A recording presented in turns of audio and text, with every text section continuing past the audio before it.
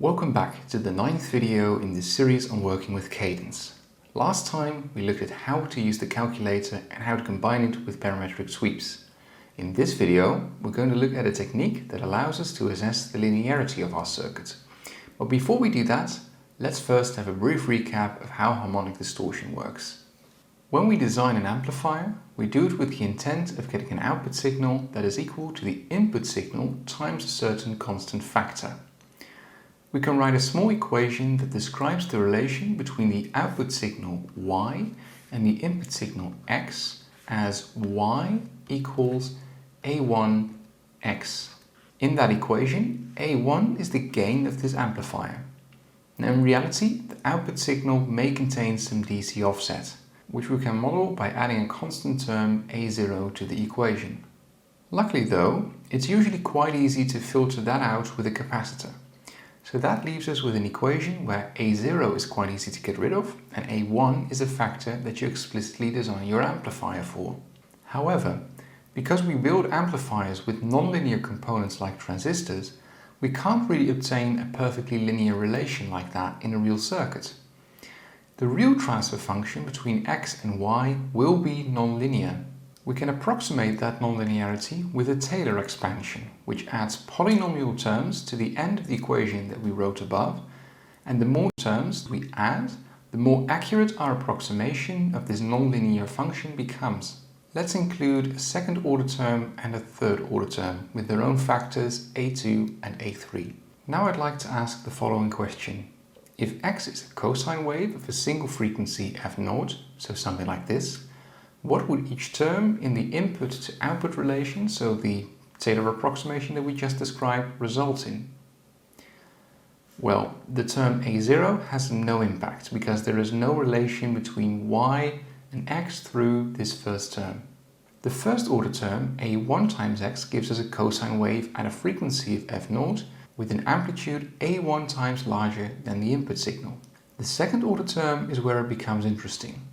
Because of the square in that term, we are multiplying two cosines of the same frequency with each other. Following the trigonometric identity that's on screen, that means that if we multiply a cosine with another cosine of the same frequency, we'll end up with a term that lies at the different frequency and one that lies at the sum of the two frequencies.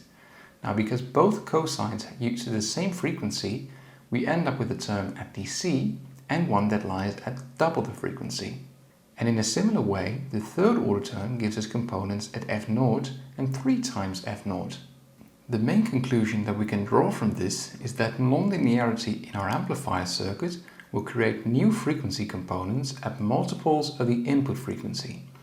That's called harmonic distortion, where the nth order polynomial term gives a component at n times the input frequency. The best way of investigating the degree to which this distortion dominates our output signal is by injecting a pure sine wave at the input, then performing a transient simulation to obtain the output signal, performing a Fourier transform to get a frequency representation of the output signal, and then interpreting the spectrum by looking at the dominance of the distortion peaks. For the remainder of this video, I will assume that you are familiar with the Fourier transform and its implementation, the fast Fourier transform, or FFT. If you do not have experience working with this technique, I've linked a few great videos in the descriptions which can help you build a better understanding of these concepts. To set up a simulation that gives us useful frequency domain information, we need to be very careful in how we choose the number of signal samples on which we compute the FFT. We should choose that number of samples to be a power of 2, which then allows us to exploit the speed of the fast Fourier transform. So we can choose something like 512, 1024, 2048 and so on number of samples, and that means that we are really using the FFT to its fullest capability, at least when it comes to speed. The more samples we take, the finer the resolution is going to be in the frequency domain. But it also means that our transient simulation will take longer to run. For our particular use case, let's go for 1024 samples, which is 2 to the 10th power. Then we can choose what input frequency we are going to target. Let's set that at 75 kHz. The sampling frequency should be significantly higher than the input frequency to ensure that the signal but also its most dominant higher order harmonics are sampled at least twice per period, following the sampling theorem. For example, to capture the third order harmonic of 75 kHz, which lies at 225 kHz, the sampling frequency must exceed 450 kHz. Now, to be on the safe side, let's sample at 1 MHz. There's a small problem though. If we were to perform an FFT on an input signal of 75 kHz for 1024 samples sampled at 1 MHz, we get a spectrum that looks something like this. Now remember that we perform the FFT on a pure sine wave. The peak at the input frequency should therefore be just that, a single peak, and we should observe no spectral power anywhere else. Instead, we see a smeared version of that peak.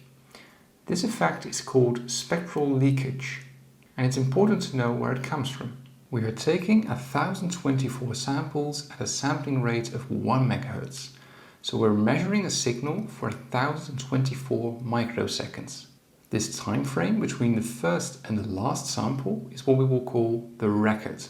Now, if we pick the input frequency carelessly, what can happen is that the input signal will not fit an integer number of periods inside of this record length. The FFT assumes that the signal that we see within the record is periodic. So what we end up with are sudden discontinuous jumps at the edges of the record, like this. These truncation errors are the main cause of the spectral leakage that we observed before. So by choosing an input frequency of 75 kHz, we haven't taken into account that the signal should fit an integer number of periods inside of that record length. There is a very simple solution to this. By picking an integer ratio between the input frequency Fi and sampling frequency Fs, there will be no truncation errors at the edges of the record.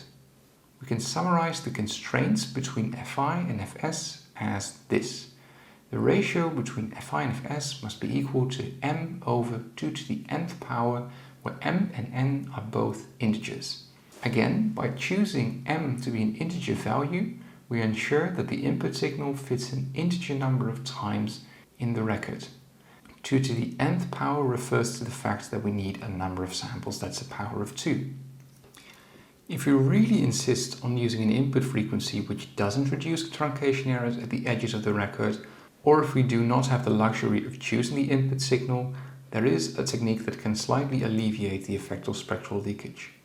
By multiplying the signal by a so-called window function that forces the signal to decay to 0 in the beginning and the end of the record, the effect of spectral leakage can be significantly reduced. But this does come with its own side effects, because multiplying the signal with the window function is equivalent to performing the convolution between the signal spectrum and the window spectrum in the frequency domain.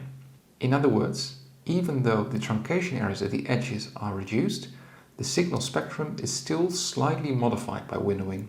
For more in-depth info on windowing, there's a useful link in the description. There's only one important consideration left if we look at the constraint between Fi and Fs. If we pick the value m carelessly, it is possible that distortion components, multiples of the input frequency, can start overlapping at the output. For instance, a third order component might fall onto the same frequency as a second order component, making them indistinguishable. To prevent that from happening, make sure that the integer value m in the constraints that we just found is relatively prime with the value 2 to the nth. What that means is that m should share no integer dividers with 2 to the nth except for 1, and we can find the value for m by looking at a generated list of prime numbers. In our particular example, let's try to target an input frequency of 75 kHz. Now, using a list of prime numbers, we can find that for a value for m of 79, we obtain an input frequency using the constraint before of 77.1484375 kHz. That's quite close to our desired signal of 75 kHz, but without the problems caused by spectral leakage or overlapping distortion peaks in our output spectrum. Now let's take these values over to Cadence and start setting up our frequency domain analysis. Great! So now we know what frequencies and number of samples we're going to work with. Let's put those into practice in Cadence. First, let's change some of the parameters of the input voltage source. Let's go to its properties and make sure that we set the DC voltage to 600 millivolts, the amplitude to 50 millivolts, and the frequency to the very specific value that we just calculated. Click on OK, and then run a check and save to make sure that the netlist is updated. Then in ADEL, make sure that the transient simulation is enabled and that the stop time is a value larger than the record length. We're going to calculate the FFT on 1024 samples of 1 microsecond, so at the stop time of 2000 microseconds should be more than enough to calculate the entire record. One final important setting for a transient simulation, that we calculate the waveforms with a step time that's identical to the step time that we're going to use for our FFT. In that way, we can use the exact samples of a transient simulation for the FFT. To do that, we can go to Options, then go to the tab Output, and make sure that we set this parameter called strobe period to the period of our sampling frequency. So the sampling frequency in our case is 1 MHz, which means that we take a sample every 1 microsecond. Click on OK. OK. Make sure that we plot both the input and output waveforms, and with all of that set up, we can now run the simulation.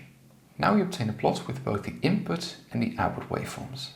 Select the input waveform, go to Measurements, Spectrum, and this little sidebar over here will appear.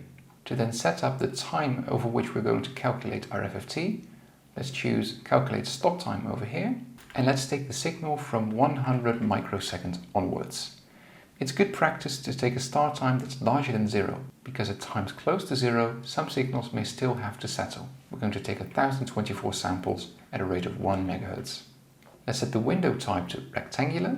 We can choose any of the other common window types over here, but because we chose an input frequency that prevents spectral leakage from occurring, we don't need it. And a rectangular window simply implies that we multiply our input signal with a value of 1.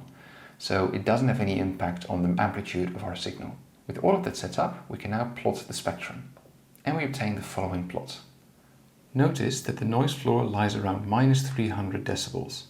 This is an extremely low value and can't really be considered realistic. It's mainly caused by the fact that the simulation that we ran does not account for any realistic noise in our system. Instead, the floor of our spectrum is completely caused by the accuracy of our floating point numbers used in the simulation. Now notice that we have a very strong spur near DC and near the input frequency, but we don't have any other spurs. This is exactly what we would have expected, because the input signal is a pure sine wave, so there should be no other major signal components in here. We can do the exact same thing for our output signal by selecting Output, again going to Measurements, Spectrum, using the same parameters as before, clicking on Plot, and now we can see many more frequency components than we saw in our input spectrum. We can see at multiples of our input frequencies that there are very strong harmonic distortion spurs. Additionally, there are many numerical quantities that we can calculate based on this spectrum that indicate how strong this harmonic distortion is. They are given over here. Values like these include the signal to noise and distortion ratio, the signal to noise ratio, the spurious free dynamic range, and the total harmonic distortion. As a final step, let's make sure that we can plot these spectra without having to open this sidebar every time.